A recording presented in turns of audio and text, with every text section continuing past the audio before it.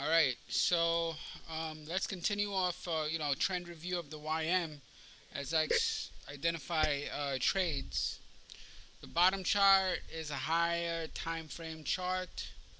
Top chart is a lower time frame point and figure, point and figure tape reading chart. Basically, point and figure with volume at price. All right, I mean, you don't have to make it like rocket science. It's just chop it up and put the volume in there. Anyway, um, so you see over here, this is a pivot on the higher time frame, right? Where's my arrow? There goes the fucking arrow. Anyway, so this is the pivot, right? So I want to see what's happening at the pivot. I want to see what's if they're buying or selling or whatever. That's the pivot. That's the pullback, and now I want to see if there's a continuation trade setting up. But for the continuation trade, demand needs to come in. So now I'm going to go in my lower time frame, but instead of using a bar chart lower time frame, what a lot of dudes will do is use a candle, higher time frame candle, lower time frame. I'm going to just change that a little bit and use a point and figure lower time frame, meaning a different type of chart on the lower time frame. Why am I doing this? Well, because if I use a tick chart based on bar chart that are based on ticks, when you reload the data, the whole thing gets fucked up.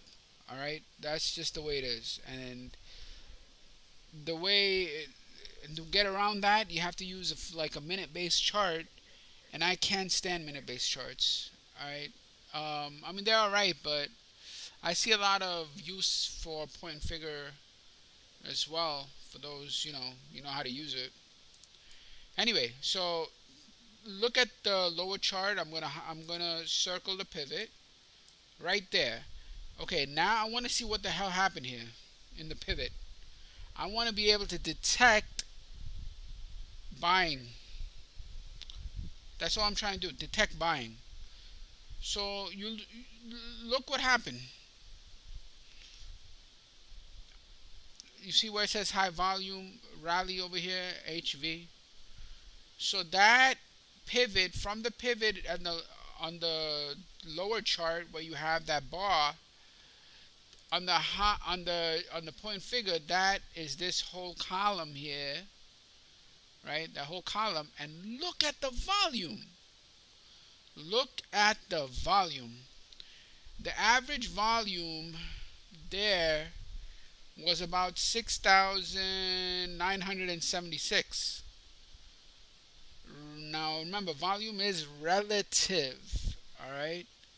So the volume of that column is 40,400. 40,400 when the average is 6,700 or whatever it was, 6,900. So that's telling me that when price has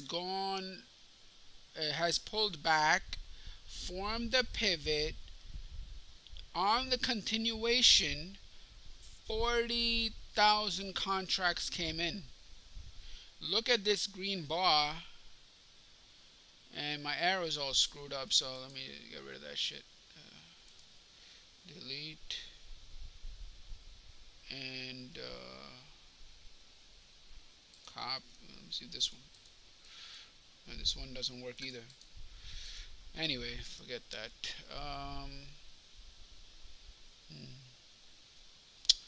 Anyway, over here, there's all of this volume came in. Okay, so that's plenty of evidence of continuation, right? Basically, higher time frame you have a pivot, and lower time frame you have a strong buying. So now I want to get in, and I want to get in at the best prices. Best prices will always be the low. The low is the best priced. So you want to get close to the lowest possible. And I want to, over here where you have that 8, that's I think around 8,000 contracts. So I want to get into in that area, and it actually dips to that area and goes at slightly lower. So that's the price, that's considered a low price, where the guy, the CM or CO, whatever, the composite operator, as Wyckoff explained, bought a lot. That's where he really loaded the boat. So that's the area that is a really good price, and it is high volume. It is a lot of buying. So that's where I want to get close to. But I mean, the best place is the lows where you see 0, 0, 0, 1, 1, 0. There's a reason why it's all zeros and a few ones, is because they cleaned out that area. Meaning they bought every damn thing that, every contract that was there, they just loaded it up. So that's where your stock should be. Because there's no trading here. Now that may be because it's late at night or whatever. It doesn't really matter. When it comes back down, I want to buy on the drive down in that area. Ding, get filled, and now price is continuing higher. Now what is the count? I'm not really sure, but I think it's high up here. Okay, and you have like in the volume profile, you have 5,382 accumulated across this level, and even more accumulated below. So they've done a good amount of accumulation. It rallied, pulled back, formed the base. Now it's continuing. I think it'll get up to here, but I'm not sure. These are just guesstimates based on the cause that it can get up there in this area. All right, but you never know. Also note that when it's heavy volume that go heavy volume down without progress is very bullish, very very bullish. Like this is telling me, this red bar right here. You see that high volume? See that effort? See that juice right there? That is very very bullish. Forget whether it's red or green. See what's occurring after that bar, and after that bar it's going up. So anyway, so that's one approach. So again, I'm going to go over this simple approach, which is to take a look at the up waves and the down waves on a higher time frame, looking at specifically what type of up waves and down waves. You want to take a look at rallies and pullbacks. After the rally or pullback, there'll be obviously there's a pivot. Right after the rally is a pivot. After the pullback, there's a pivot, and then you want to see what's going on. Is there high volume selling, which is distribution, high volume buying, which is accumulation? From this we can detect there's a significant amount of buying, and I'm just using averages over here.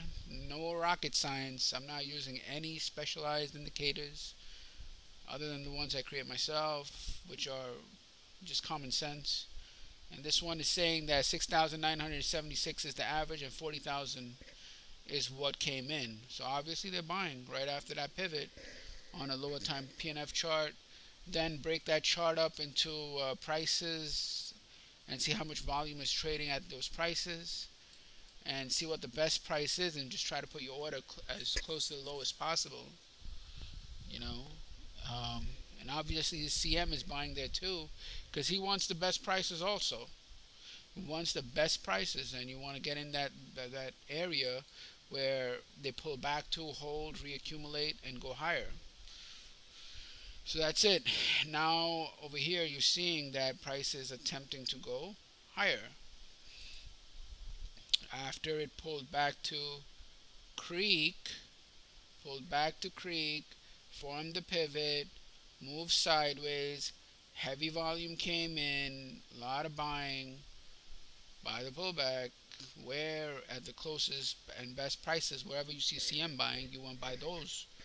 If I see him buying 8,000 contracts here, if it's good enough for this that someone shell out the dough for 8,000 contracts, or a total of 40,000 contracts, yeah, it's good enough for me too. So now I'm just gonna join in and lean on this, lean on it, and let them take the price higher.